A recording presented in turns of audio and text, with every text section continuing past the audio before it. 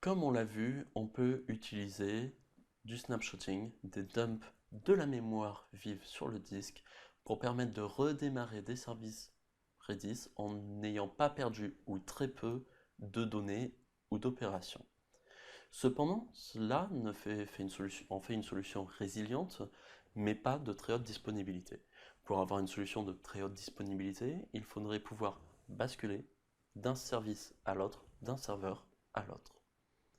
Pour cela, on peut utiliser Redis Sentinel. Redis Sentinel est la solution de haute disponibilité officielle développée par Redis sur Redis à partir de la 2.5, quelque chose comme ça. L'idée de Redis Sentinel, c'est qu'il va s'appuyer sur la notion de maître-esclave dans Redis. Sous Redis, on peut avoir des maîtres et des esclaves. Les maîtres vont permettre de faire des lectures et des écritures. Les esclaves vont récupérer une copie de toutes les opérations d'écriture qui ont été appliquées sur le maître, vont les appliquer également en interne et vont pouvoir avoir des clients en lecture. L'idée, c'est qu'ainsi, il y a toujours deux serveurs qui ont exactement les mêmes données. Sauf qu'il y en a un maître qui peut faire à la fois les lectures et les écritures, et un esclave qui peut faire uniquement des lectures, et qui copie littéralement l'état du maître. Le problème du maître-esclave, si on l'utilise de façon naïve, c'est de pouvoir changer le statut, c'est-à-dire modifier que le maître, quand il n'est plus disponible, l'esclave devienne maître. C'est un problème classique en informatique qui pose un gros problème toujours, qui est de savoir réellement si le premier maître est ou non indisponible. En effet, imaginons que l'esclave n'arrive plus à communiquer avec son maître. Est-ce qu'il doit s'élire nouveau maître ou est-ce qu'il doit rester esclave?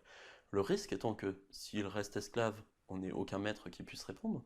S'il s'élit nouveau maître, dans ce cas-là, on a peut-être deux maîtres qui vont répondre différemment de leur côté, qui vont tenir à jour une base différente de leur côté, et incompatibles, et simplement qui n'ont plus de communication entre les deux.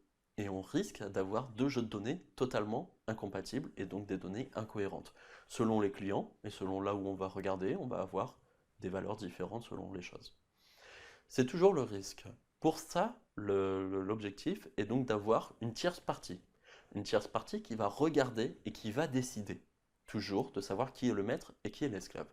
Cela permet de plus d'en informer les clients, puisqu'il faut dire aux clients qui est le maître et qui peut être accessible.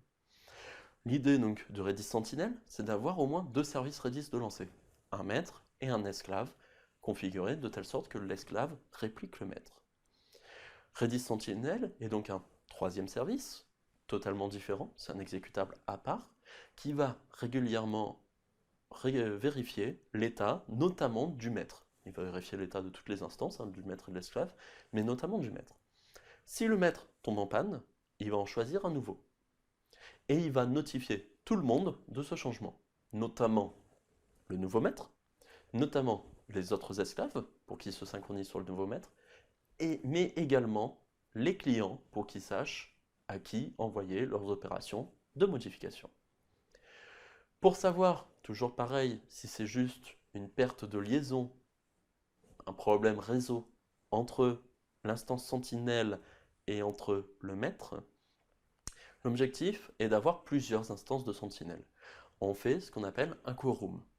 Un quorum, donc, c'est une assemblée d'instances de Redis Sentinel qui vont prendre des décisions ensemble. Donc l'idée, c'est d'en avoir au moins 3. Et le quorum peut décider s'ils sont supérieurs à la majorité. L'idée étant que s'il y en a un qui est isolé des deux autres, celui tout seul ne pourra pas prendre de décision. Ainsi donc, quand on a un quorum de 3 services Redis Sentinel, il ne peut fonctionner que si on a un service au maximum qui tombe en panne. En effet, si on en a deux qui tombent en panne, le troisième se pense seul et se pense de ce fait isolé simplement des deux autres. Et il ne prendra pas de décision. Il nous faut donc 3 services Redis Sentinel pour pouvoir assurer une haute disponibilité avec une panne, et 5 pour pouvoir assurer une haute disponibilité avec 2 pannes simultanées possibles. Ce quorum va élire un leader, ce leader va choisir un master, va récupérer les statuts et va informer tout le monde. L'inconvénient de ce système, c'est que en plus de demander des services supplémentaires, c'est-à-dire au moins 2 services Redis qui tournent, un maître, un esclave, et 3 instances de Redis Sentinel qui fonctionnent simultanément, il va en plus nécessiter d'avoir des clients qui sont compatibles avec Redis Sentinel. En effet, Redis Sentinel doit informer les clients de qui est le maître, et de ce fait-là, un nouveau protocole supplémentaire qui lui permet de l'informer. Les clients doivent donc être compatibles Redis Sentinel, et cela pose problème sur certaines librairies. Cependant, aujourd'hui, quasiment toutes, en tout cas quasiment toutes celles qui sont plébiscitées par le site de Redis officiel, supportent Redis Sentinel.